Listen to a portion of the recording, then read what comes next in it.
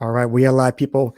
Ladies and gentlemen, boys and girls, this is the Authority Project, and I am here with my new good friend here, Shane Sams, and he says he's here to help us take control of our family's future. Is that right, Shane? That's what we do every day, all day over at Flip Flop Style, man. And people don't know this, but we've already talked about dinosaurs, moving to Mars, everything. So you're just getting warmed up, people. This is going to be amazing. So. Yes, sir. So we shall see what we can do, what he can do for us today on this current episode of the Authority Project. All right, ladies and gentlemen, boys and girls, feast your eyes and tune your ears. It's that time again.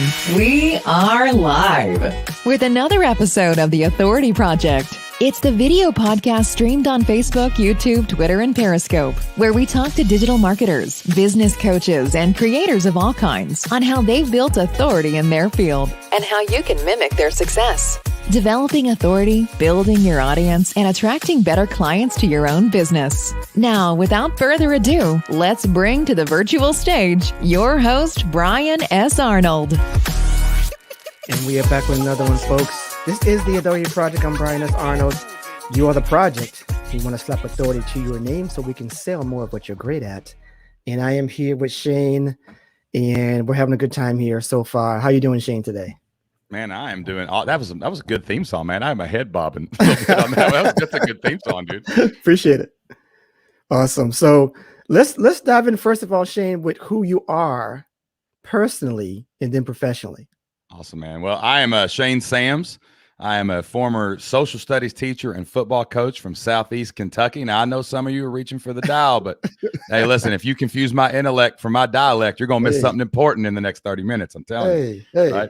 And, I was a school teacher until about 2012, man. And, like a lot of people, I used daycare for my son, and we had a real bad experience with the daycare center.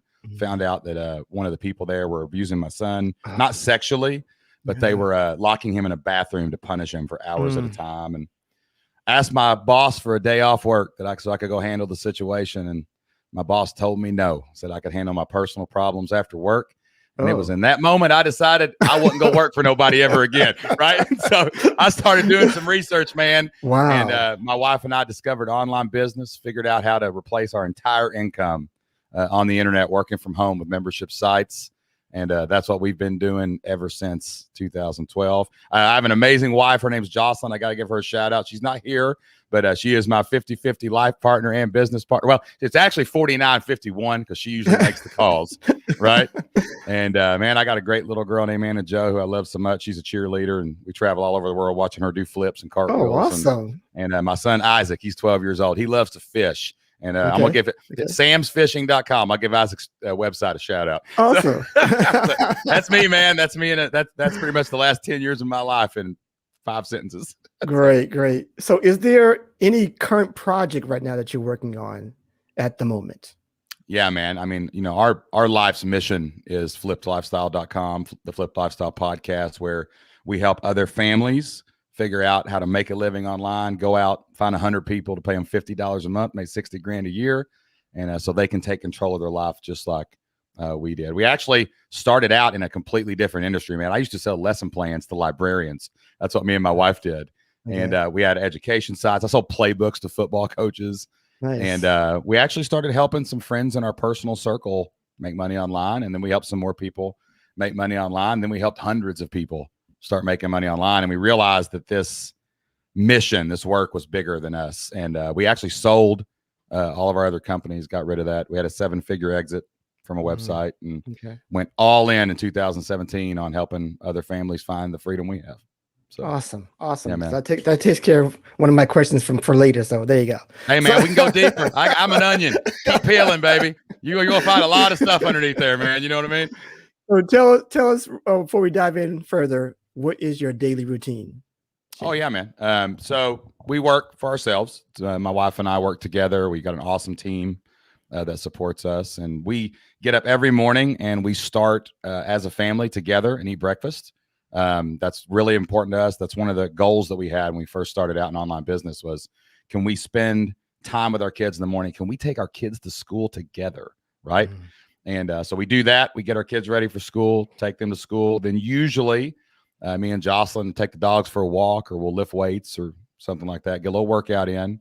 Usually the work day starts about 10, ends about 3. A lot of that's podcasting, meetings, things like that. And we're right back in the bus line, picking the kids up from school. Now, depending on the day, that's going to change, because sometimes you got practice going one way, practice going the other, cheerleading one way. My son does Brazilian jiu-jitsu a couple days a week. So we got to figure out how to get the kids where we're going. But usually they con me into going to this amazing Mexican restaurant down the street from my office. So about 3-4 days a week, I'm eating fajitas, right? So, and then, man, we usually wind down in the evenings. Usually the kids are doing their own thing.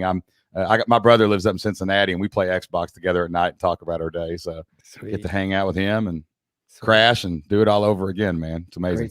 Great stuff. So that's amazing. That's amazing routine, daily stuff going on there. So if you can do Xbox and eat Mexican food and take your kids to school every day, it's a good day. That's a good day, son. A very good day. Most people can't do that. So let's dive into how we can change that for people. Let's do it. And have this kind of lifestyle. So I heard you, first of all, and I seen something on your website. And let me see if this is the first part of the first step of your blueprint. Tell me if I'm wrong about this. But your first goal is to get people to at least get enough money to get rid of their day job first.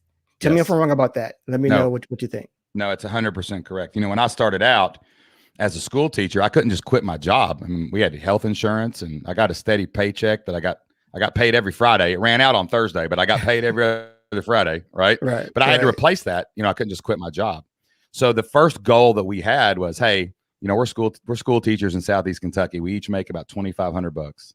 So together we made about $5,000. Yeah. And I said, well, we got to replace that to even think about quitting our jobs. And my wife, she's got the security gland that Dave Ramsey talks about all the time. She said, can we double that and then talk about quitting our job? Right. But I was like, we got to do that first. So the question that I asked was, well, how could I get 100 people to pay me $50 a month? Because if I could do that, that'd be $5,000 a month, $60,000 a year.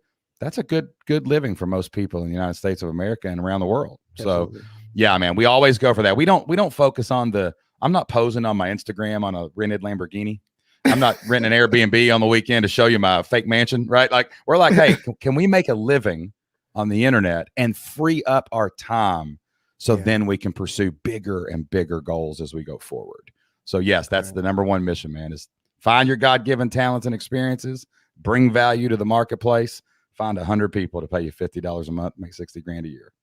Great. So I'm glad you're saying all of this here. So I'm going to tell you this here. Why does it seem so hard? Let's get right to it. Why does it seem so hard to think that we can change our routine to fit that model that you just pointed out to us? Man, people are tired. I mean, working, you got work. Dude, when I was started, I was a working parent. Like, my wife and I both had full-time jobs. I coached football for some crazy reason until 7:00 every night in the weight room in the off season and on the field in the season. I mean, I had 2 small kids. I had a 3-year-old. We had an 18. I mean, you barely have time to see each other, talk to each other, love each other, make more kids, do anything than you do, then let alone start an online business. Right. Right. And what it is we get into these routines that we think are non-negotiable. Right. Mm-hmm.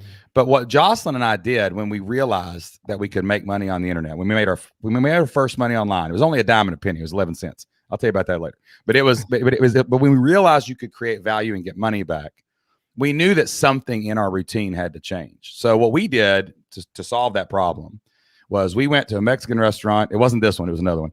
And we sat down and we said, we have 168 hours. And so does Beyonce, and so does President Obama, and so does everybody else that's successful. Yeah. What are we doing with ours? And we put real non-negotiables on the thing first, like sleep, work, keep your children alive, right? You know what I'm saying? Talk to each other to make sure you're on the same page. Yeah. And then we looked at the time and the non-negotiables were Netflix or TV or these other things in our life we thought were non-negotiable. Yeah. And we got rid of those. So I think it's just overcoming that inertia and momentum of, well, everybody's supposed to watch Game of Thrones on the weekends or Falcon and the Winter Soldier. Everybody's supposed to do this, when really you have more control over your life than you think you do and your schedule, and you got plenty of time to do this. I love it. I'm glad that you said that, because that's been one of my battles about TV. I know it's been one of my lifetime biggest distractors. It's hard, man. It's There's hard. good shows on that television. Are you It's hard. kidding me? It's hard. What I've instituted right now, and probably gonna go even further, that I used to start last year. I started like a no TV Tuesday. Oh, now nice. I have That's good. now I have no TV Tuesday and Thursday. Yeah, man. And so That's now good. I'm probably going to be doing, you want to always improve upon that so you can get to another space. And it's not just about giving it up. Like here's another trick that we learned in the beginning. It's what are we going to get later because of it? Like my wife, Jocelyn, is addicted to the Olympics. I ain't going to see her during the Summer Olympics. I know it. She's gone. It's out. And the year that we went all in on our business, it was the year of the Summer Olympics, right? Wow. She's ready to watch it. And I said, well, wait a minute though. If we would cancel cable, we would have $100 extra a month that we could put toward our business. And we wouldn't be able to watch the Olympics. This was back before the internet was big enough to where you could watch everything online. Right.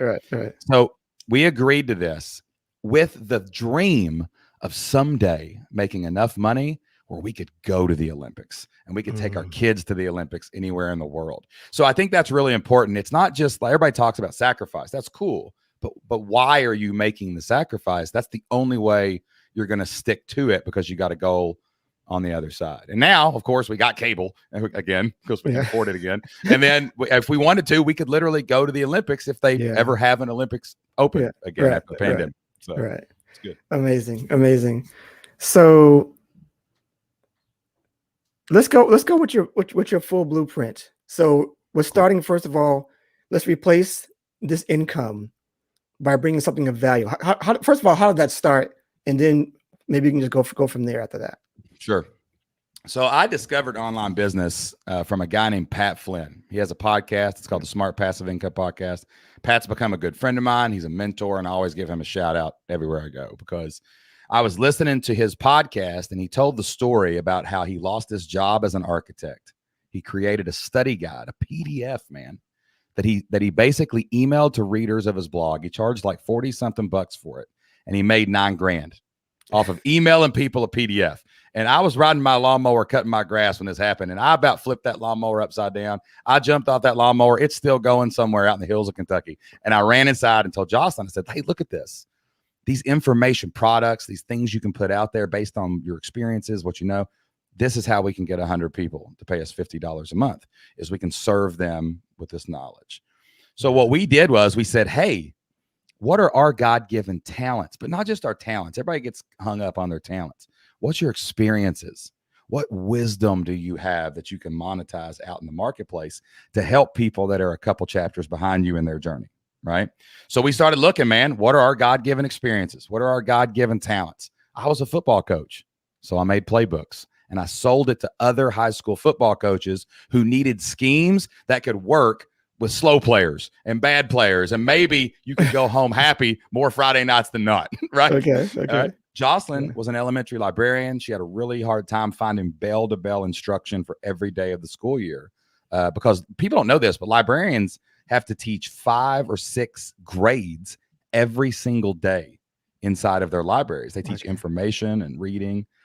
So we said, hey, let's put our lesson plans online and let's sell those. So I was a history teacher. I made history lesson plans. I still have a site called ushistoryteachers.com where we sell lesson plans, playbooks, all this stuff. That was our God-given experience. That was our God-given stuff. It wasn't our passions. My passion's walking on the beach.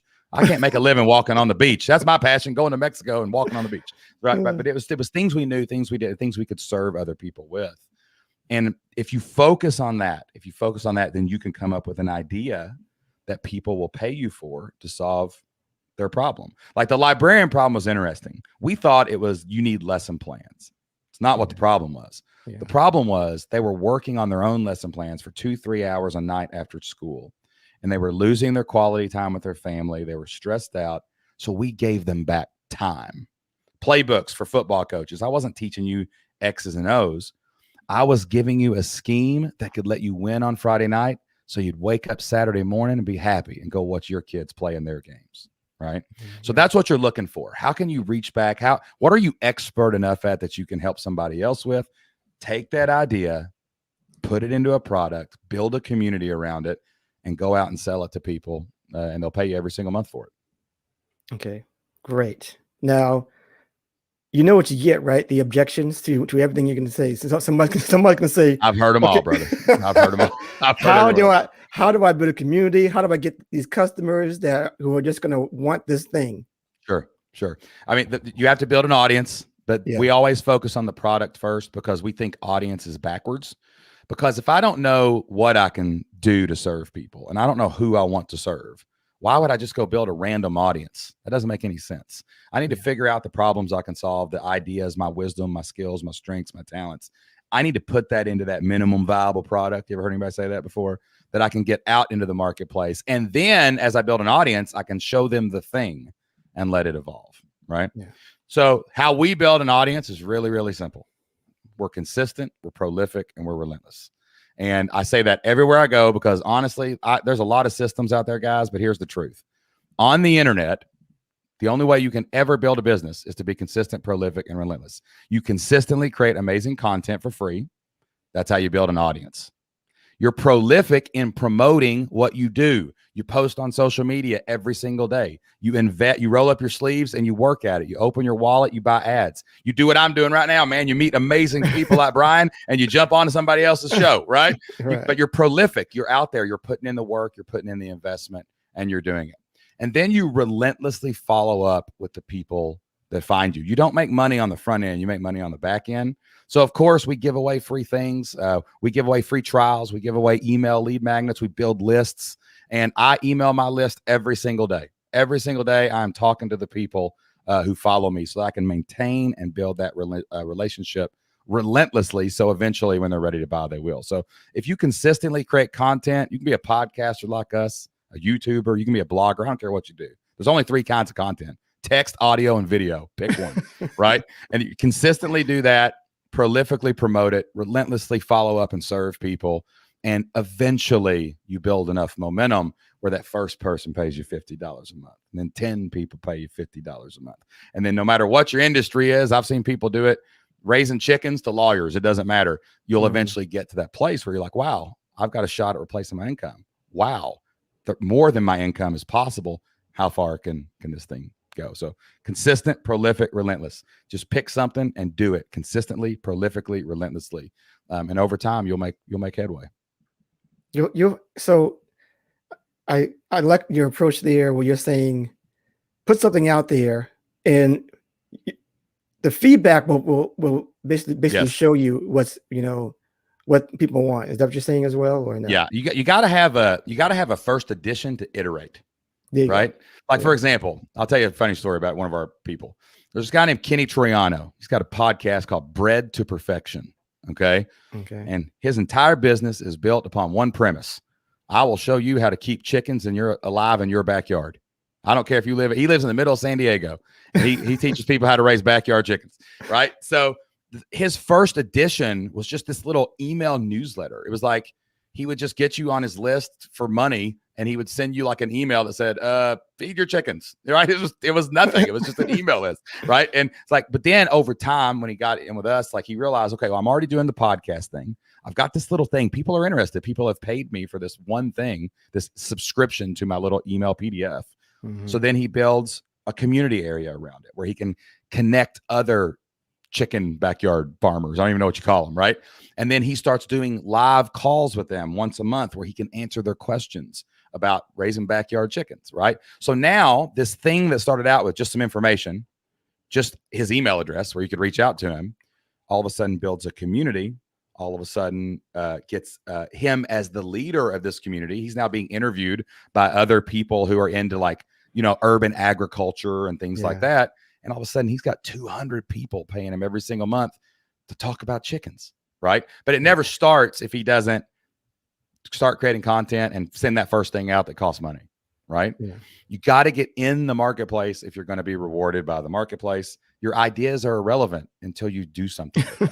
So stop, get your idea, but don't just sit there and tell your wife, I got an idea, and tell your mom and dad, I got an idea. And they're like, it's an idea until it becomes real, through your lips, through your fingertips, out in the real world. So great stuff. So you're a fan of passive income, Shane? I like passive income. It's That's very good. There's a little bit of a myth around passive income, though. We didn't talk about that. It's been a little cliche type of buzzword now, but it's not really as simple as we make it out to be. No. I would think. No. There's a process, right? So you're saying, you can get your 100 people, you should be all good. Paying you $50. No, you're not all good forever. You're good right now. You got a little runway. Okay, that's right. So here's my definition of passive income. Okay. So passive income is income where you can make money 24 hours a day, 7 days a week, even if you're not present, right? Like my website exists. My podcast, I've done 517 Flip Lifestyle podcasts. They're all out there in the world forever, getting found in Google, whatever. So things can happen. I can make money when I'm not actively trying to make money, but all money must be managed. All memberships must be managed. You got to put the effort back into the management of all these amazing resources. And when you have a membership, here's the difference in selling other things online, whether it's physical products or that you have to deliver, or courses that you sell one-off and they're really high ticket, or coaching, or where you have to actually show up. When I know my numbers, when I know my membership numbers, like maybe I have 100 people and the average customer stays 7 months, and average in a month I might lose 10 people. Well, I now know that the energy I need to go out is get 11 and I grow. That's it, right? So I can understand the runway. Like last year when the pandemic started, everybody's freaking out, especially real world businesses. God bless all you restaurant owners. I love you, man. I have my heart bleeds for the real world businesses out there. Yeah. But like online business we were scared too at the beginning, And I remember looking at my numbers that day and I said, well, normally our churn is this. If it goes up to this, we got a good 10 months of runway before we even have to think about worrying.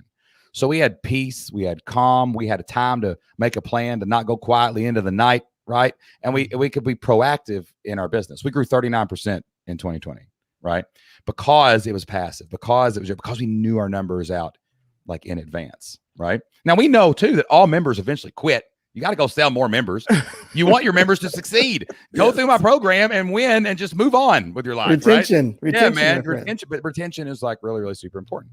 But what's cool about an online business and a membership business is you have runway. And if something does happen, even immediately that can knock you out, then you're going to be able to recover from that easier. So passive income to me is like when I got COVID. I got COVID-19 in October. One night, my heart rate dropped to 39. My oxygen dropped to 84. Right. This was a serious situation. Like I was I went to the hospital, and it was it was worse. It was terrible. Like I was all alone. They wouldn't let my family even walk me in. Yeah. So like I went in and I was in the hospital. My son got COVID. My wife got COVID. Only my 10-year-old little girl was the only one in the house that didn't have it. Right. And I got it bad. Man. I was like, for 2 weeks, I was down and out, and then I got pneumonia, and then I ended up in the hospital. Right. Okay. Coming out of COVID though, like my business basically shut down for 6 weeks. But you know what happened? We grew. I've got a team. I got a couple people that I've hired now to help me out a little bit. So I got backup. That's what happens when you grow your revenue. You can get backup. I canceled all my podcasts. I couldn't get ahead on content, but you know what's awesome? I was batched up for 12 weeks. My podcast kept rolling like nothing ever happened. Right. Yeah. And that to me is what passive income really is. It's that backstop behind you. It's that floor that you can't fall below. And that floor is higher than everybody else's ceiling. So when we talk about passive income, we're not talking about set for life and all those things. Even the people that are set for life work every day. Like, you know why? Because all that disappears if they don't, people, right? So manage your money, build systems that can work 24 hours a day, 7 days a week. So you wake up with new money. But man, I want to work. I love work. I love helping people. I love my mission. If you can get that plus the passive income, there's nothing you can't accomplish on the internet, man. Now let's I got 3 more questions. So in your experience, how long does it take to really make some good traction? Because I think people want to hear like the real truth about this thing. Yeah, in man. Your experience with your clients and so forth. Yeah, I think the average person, you're always gonna have outliers, and that's what most people brag about throughout. This person did it in a day, right? Yeah. I'd say the average person that really takes it to the next level is about 13 to 18 months to stabilize. Because a lot of people will come out of the gate swinging, and they'll be like, "Oh, I did it," But like you've got to, there's a learning curve. You got to learn how to manage a community, and you're going to lose a lot of those first members. Then you figure it out, and then you lose a lot of that second group. And all of a sudden, it kind of starts getting stable. But then you hit that first plateau, 50 to 75 members, and you're stuck, and you can't quite replace your income. It's almost there, and then you kind of bust through that. Then when you get to that 100 to 150 mark, you got to stabilize it. You got to build the systems around it to keep it churning, so that you can just focus on beating churn every single month. Right. Yeah. Normally it takes 13 to 18 months for the people who are really, really into it to say, I think I could quit my job. And that's true for us too. Like it took us 13 months before, and we really pushed it. My wife did not want to quit our job when we quit our job, but I'm very persuasive. And so I was like, if this is what we can do part-time, what could we do full-time? You know? Yeah. So it took us about 13 months. We had a couple rocky spots there. And then about 18 to 20 months in, we were like, hey, we never have to work for anybody ever again. This is amazing. So yeah, it takes a little time, but you know what? If you, when I quit my job, my principal looked at me. I think we lost you there a little bit. Wait a minute. You're stuck. Hold on. I think we lost you. Come back, Shane. There you go. Here we go. There you go. Back. What was the last thing I said? I'll jump right back in. You said your teacher. That's not the, oh, yeah. Yeah, man. When I was a school teacher and I was quitting my job, my principal asked me, how long have you been teaching? And I said, 9 months or 9 years. And he goes, you're going to give up all that retirement. And I'm like, good Lord, Mike, there's 18 years left. Yes, I'm going to give it up. Goodbye. And that's what most people do. They're like, oh, this is going to take a year and a half. Yeah. That's a long time. Really? Because a year and a half from now, you'll probably still have 40 years of life left. Great and point. You'll be glad that you did it. So great point. You know, great point. And that just goes into, I just want to get into like the topic of your family's future. How important is it to you now to see or to have people understand how this is the right way to take control of your family's future? Well, I mean, if there's a trade-off when you work for somebody else, period. Right. And listen, I think that a lot of people end up with a great job and a great boss, and they're totally happy there. I'm not trying to talk to you about quitting your job if you feel like you have security. But if you want to truly take control of your family's future, you almost have to work for yourself, and you have to take the reins. Because look at last year, man. All these people that worked for these employers, they just shut them down. They said bye. Like people think, well, I got a nice safe job. Really? No, you don't. 50 million people lost their job last year.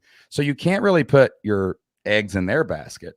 The only way you can truly do it is if you're like, I leave the cave every day, kill something and drag it back, right? A lot of different ways to do that. We think that for families, it's awesome to be able to have that recurring revenue because I can predict in the future what I'm going to make. And I don't have to just show up every day and hope that somebody buys something, right? So for family-focused people who want that time with their kids, man, I figured it out the other day. I got 6 years left before my son's 18. I don't know where time went, dude. I've got 6 years left, but you know what? I'm going to take him to school every day. I'm going to eat breakfast with him every single morning. I'm going to see him at 3:00 because I have total control of my life. I mean, how many more years do I have with my son? Dude, I had a friend yesterday. This is terrible. He's a really close friend of our family. He was my doctor, and he's 58 years old, healthy, and he just dropped dead of a heart attack yesterday. And he's got kids, and I'm like, dude, we don't know. You just don't know. So when I think about taking control of my family's future, I'm talking about tomorrow. I want to make sure that if I'm gone in 2 days, I had one with my family, right? And I spent the minutes and the hours of my day every day in my choosing, not the choosing of somebody else. I had to ask permission to go pee in school. I couldn't go to the bathroom until the bell rang. I don't want that, you know? So like, that's what I'm talking about, man. If you go out and build your own income, become and stay self-employed, you can take control of your life, the present, the minutes. You can maximize your minutes, and that's going to add up to an amazing future for you and your family. I love it. So last question, and it goes something like this. I ask this of all of my guests. It goes something like this. There are people who are watching now, they'll be listening later. They have similar goals, similar interests, and probably similar paths as you. And they want to do the same things that you're doing, taking control of their future with their family and making an impact in others. Can you tell us, and I'll put you front and center in your own words, how they can become an authority in this space? Oh man, I got this one. Plant your flag. Listen, And it doesn't matter who you are. You just have to have a conviction that you believe in what you do for other people. When I started selling playbooks to coaches, man, my first year as a head coach, I was 0-10. I lost every game and I got running clock every time. But you know what? The next year I was 2-8, and the next year we were 3-7, and then the next year and the next year, finally we were 6-5, 8-2. I had figured out how to win with the kids I had. I'd figured out how to go home happy more Friday nights than not. And I knew that there were people who didn't need Nick Saban's playbook. He's got 6'5" defensive tackles that run 4.40s. They needed my playbook because it worked for them. So I planted my flag that I was the authority on helping normal high school football coaches with normal high school football players win with the 3-5 defense, right? Same thing we did when we got into online business. We realized that, you know what? We are the authority on memberships. I will put our program up to anybody else. We planted our flag, and I'm wearing a shirt right now. I don't know if you can see this if you're listening later. It says Membership Masters. So we say we are the Membership Masters. We do this. Plant your flag. So believe in yourself. Believe in your idea. It's really important to identify your experiences and wisdom and God-given talents so that you can believe in what you're doing. And if you go out there into the marketplace with a true solution, with a true person you can help, and you believe that you can solve other people's problems, then you're going to be able to build a business around that idea. You're going to be able to flip your life. You're going to be able to build an income. You're going to be able to change your family's future. So, yeah, man, just plant your flag and believe it and do the work to make sure that you are the expert. You are expert enough and you do have that solution. And you'll be shocked at how many people pay attention when you do that. Awesome. That's perfect, man. Fantastic. So, yes, hey, tell people where they can find you after the show. I know they're ready to do that right now. Yeah, man. I mean, you can always find me on the Flipped Lifestyle Podcast. I release 2 episodes every single week. I actually help my members live on one-on-one calls, and we air that for everybody to listen to. Plus, we have a special link for everybody who's listening to the Authority Project. Go to flippedlifestyle.com/authority project, all one word. And I will give you 30 days free inside of our community. That is not dripped. That is nothing held back. Come kick the tires. You can take all your courses. You can figure out your idea. You can hang out in the community. I do 2 Q&As a month, and I drink a lot of coffee, right? so check that out. Flipped, FLIPPED, lifestyle.com/authority project.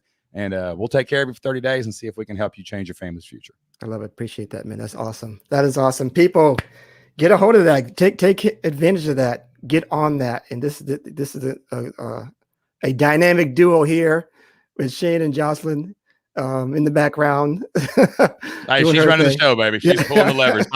I'm the dancing monkey that she sends out to just talk and hang out with people, man. I get to hang out with you. She's over doing whatever she wants to do. It's awesome. Love it. So people, make sure you get on that. And oh yes. So you know how I always say people to go on the Authority Letter plot, authorityletter.com, get your 3-part series of how to build your authority platform. That's what I do, is what I say all the time. You know that. But if you're new, there it is. Please go there and get on that list. I do a weekly newsletter that is like fantastical, because I have like a little storyline going on and everything else is going on crazy, but you'll love it. And we talk about business and how to build your platform very simply and very easily. But I also want you to go to, and I should have put this on a banner somewhere, but I also want you to go to a site called helpmeg.com. It's from one of my fellow creators, Meg LaVue, who was does video, and she does she roasts coffee, Shane. She roasts coffee. I'm all about some coffee, man. Let's help Meg. Some coffee, man. She got into an unforeseen accident in December, and it was a road mountain bike in the mountains. They were having an incredible trip, and she had gotten into a tragic accident. She was this close to not being paralyzed. That she was lucky for that. But I would, if you're able and you have a heart to give, please, anything that you can. It's a great, amazing person. She's my friend, and I'm trying to help her with her GoFundMe When we get done here, man, I'll share this on my website and we'll send it to our people too. See if we can. I appreciate it. Thank you so much, Shane. Thank you so much. She's an amazing person. She's just trying to get back on her feet now and getting back to what she loves, roasting coffee. And this happens. So if you have the heart to give again, please go to helpmeg.com and and donate what you can. Thank you so much, people. And that is it for us. People, as I say all the time, remember, build it, share it, and they will come. We'll see you next time. We're out. And that's a wrap for this episode of The Authority Project. Thanks so much for tuning in. And if you like what you heard, we want to hear from you. Subscribe, rate, and give an honest review. Share and tell your friends so they can hear too. And for even more authority-building tactics, be sure to sign up at theauthorityletter.com. Get free weekly content and ongoing digital product giveaways to help you on your entrepreneurial journey.